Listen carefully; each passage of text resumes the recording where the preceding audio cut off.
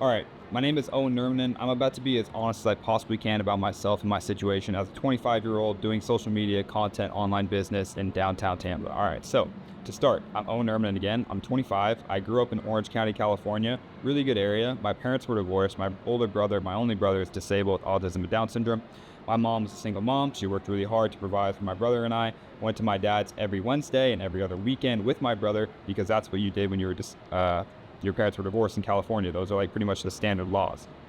Anyways, so I was playing basketball through high school, playing video games on and off. I really liked both of them. I always wanted to make it. I wanted to make it so big. I wanted to be a professional gamer. I wanted to be a professional basketball player.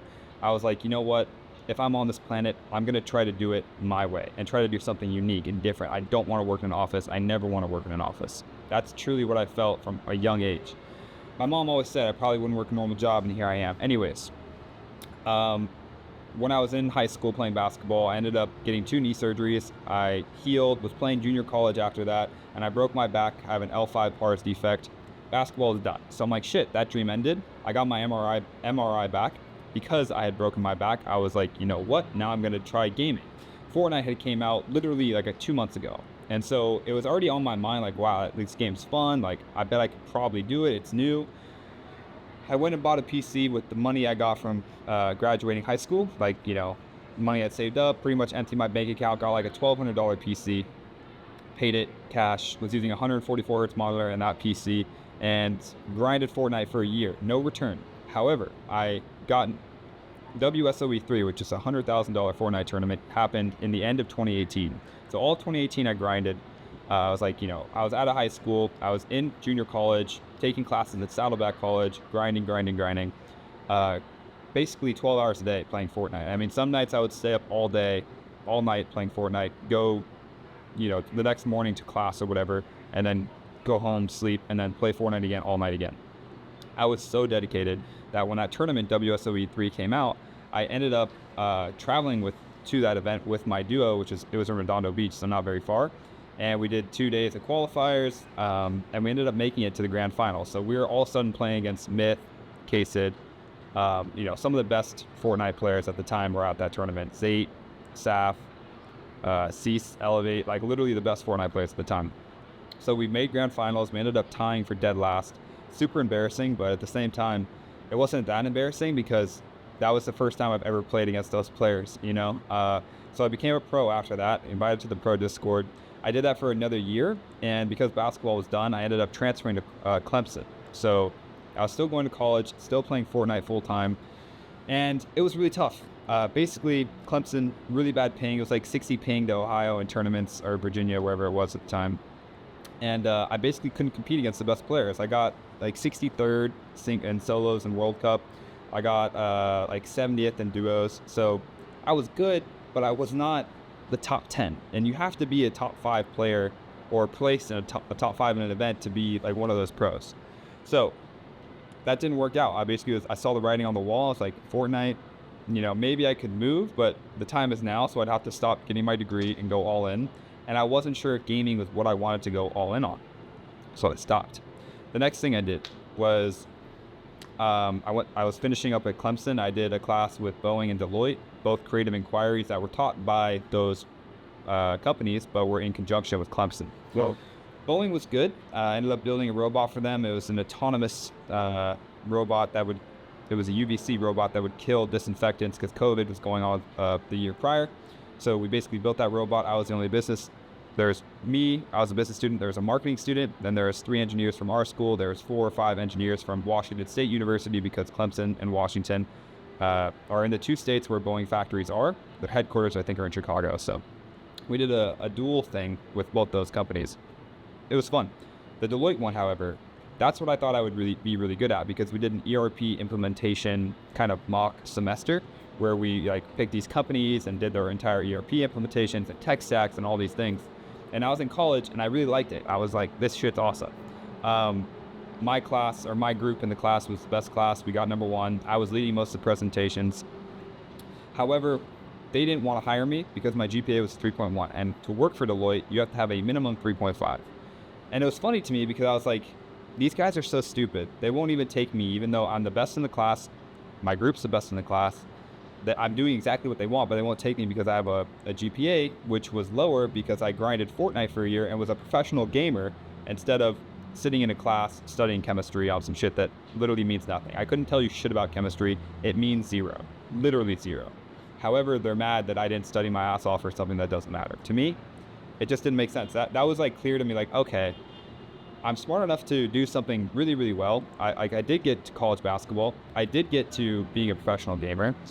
I did really well in this class. Like, I'm doing well at shit, but they don't want me because I didn't fit their mold. And there's a lot of people who are just not going to fit that mold. So the writing was on the wall. I was like, well, I really have to go get a normal sales job. And so that was the only thing I did. So I did tech sales. Technically, I worked for a company called the Conference Board. They're headquartered in Midtown Manhattan. It was fully remote. It was great. So I was able to work on content because that was the only thing I could see was sales and side hustle. So I was like, let me start content, because if I can build a personal brand, then I can work for myself. I don't have to work for anyone ever again. So that's what I tried to do. After I started that job in August 28th, 2022, a few months after I graduated in May. And I worked that job for an entire year, doing content this entire time. But in May of 2023, I finally got my breakthrough. Whoop, which was a fitness wearable, they DM'd me and were like, hey, what's your best email for a business? Because I had already posted them a lot and shared them a lot, and obviously whoever's managing their socials sees it, and I was posting fitness content. I'd posted them probably 10 times, tagging them for free, making good videos for them. Because I really like them, I believe in the product, and that's just what I want to do. I want to help people, so I was trying to shout them out because I believe in their product. I did a product review actually, and they sent that email to me, and then they wanted to do a contract. So I ended up signing a 6-month contract with them as a creator, doing, UGC, organic posts, and sponsored posts. I'd make 5 videos a month and would make $37.50 a month from those 5 videos. It was $22,250, I think, all added up. And I was like, holy shit, I just doubled my sales income from one single contract, making 5 new videos a month. And I was like, oh, there's potential here. Like, I don't actually have to just sit in my office cubicle job. I can go out and work and do this for as long as I want. I can do social media. And so that's what I did. And I went and I got more brand deals. I am technically a creator for Lululemon. I don't do UGC for them, but I'm a creator for them. I've been with Kane Footwear, and it's a tram or trolley, whatever.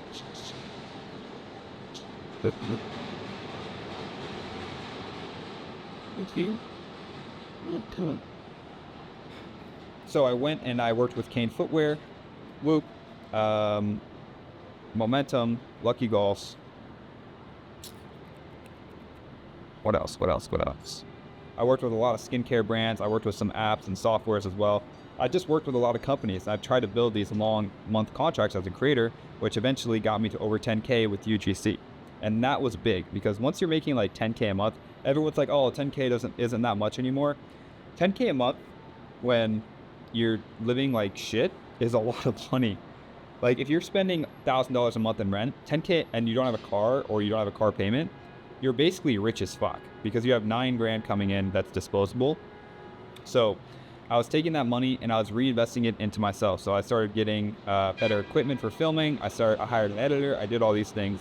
I also spent the money because I'd never have had money before in my life.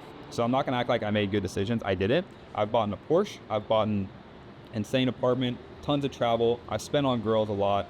I'm really not super frugal with money, and that's somewhere where I need to have more discipline. But in my mind, it was like, well, I'd like to be 24 with a Porsche.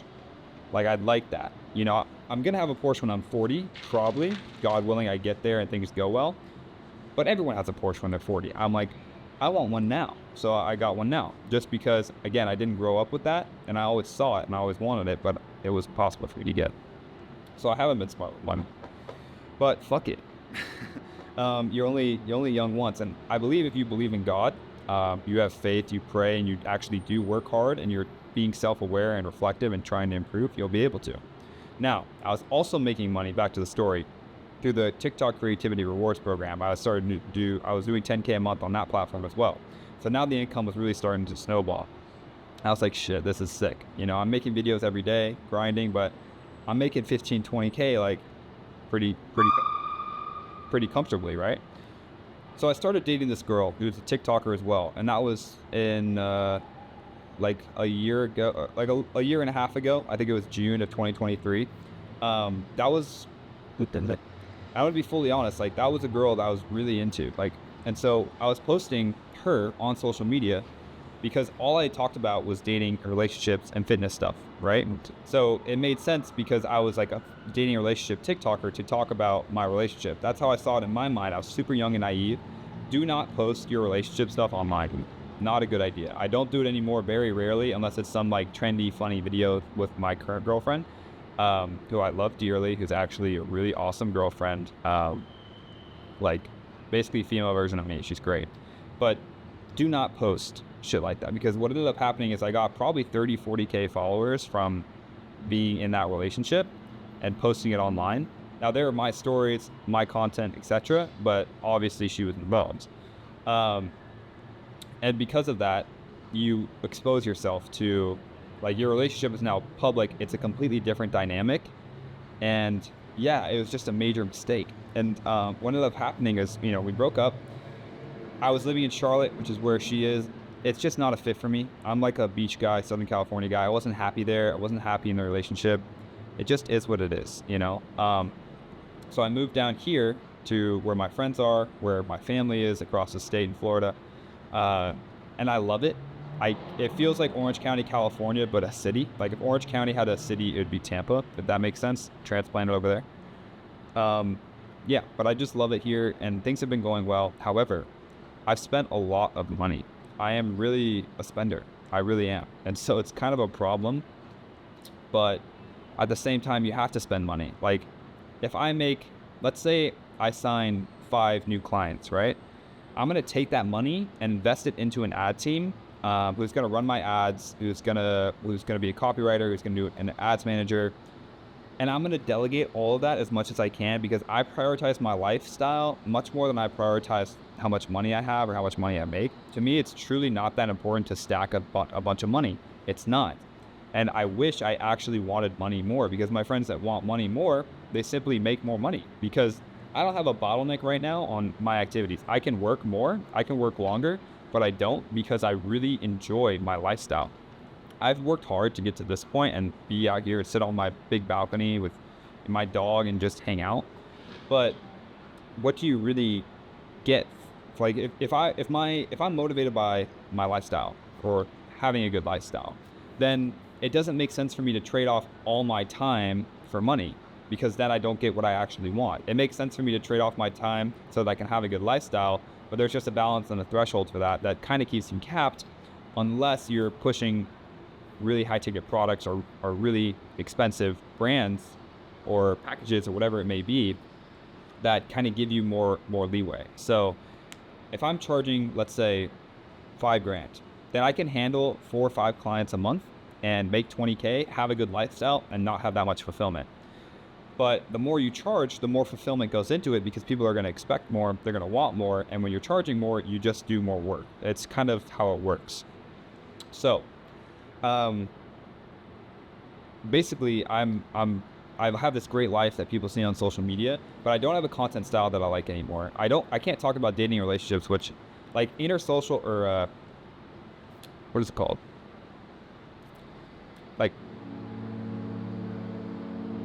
But talking about dating and relationships and things like that are so interesting to me, and I love learning about it and discussing it, but I realize you just can't talk about it anymore if you want to have a serious relationship. It's really not to be talked about. So instead, I have to figure out what kind of content I can actually make that I can grow social with, that doesn't feel like complete work, because I feel like if you want to have an advantage in life, you need to be doing something that doesn't feel like work, but feels like play. Everyone that's ever been successful at anything at a super high level, it doesn't feel like work to them. Usually it feels like play. And content's always felt like play to me up until these last couple months, and now I don't know what I'm supposed to post. So now I'm posting YouTube videos, yapping, talking about my story, and kind of my life as a content creator. And now running online business, because again, I value my lifestyle. So these brands still reach out to me. I still have tons of brands reach out to me. I don't want to take on all these brands and make all these videos every day. I'm just not going to do it. I'm not going to. It's too much work and effort. I don't believe in it.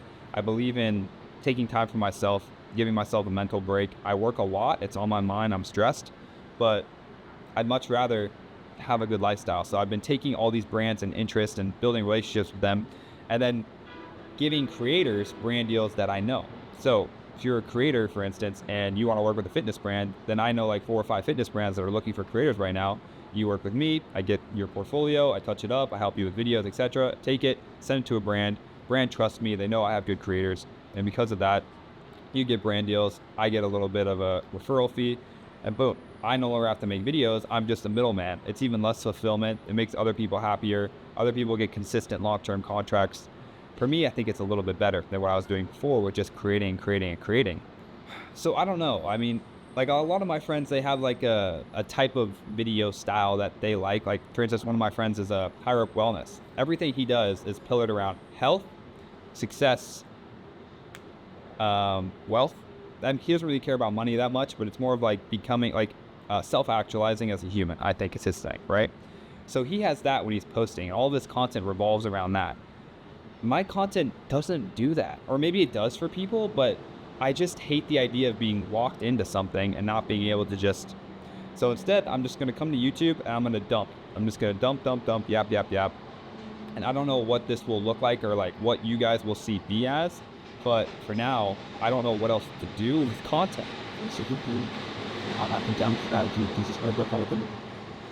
I could teach you guys how to get brand deals. I gotta wait for the tram. Like I could teach you guys how to get brand deals, how to work with brands, how to make money as a creator, how to monetize in different ways, you know, how to launch offers on online business, how to make money through online business, how to grow a following, like anything online business, social media related, I'm probably pretty aware of and good at. So I could teach if you guys are interested in that, but I think this is really more of my thing for me that I get to enjoy. Because if you give away everything that's yours, you're not going to have anything that you can enjoy. So me posting content for these people or for those people or trying to get leads or whatever, that's all for them. You have to have something that's for you. So right now, sitting on my balcony, just talking to a camera is probably the only thing that's for me. Hope you guys enjoyed this. It was quite a big yap session. Anyways, I'll be back soon.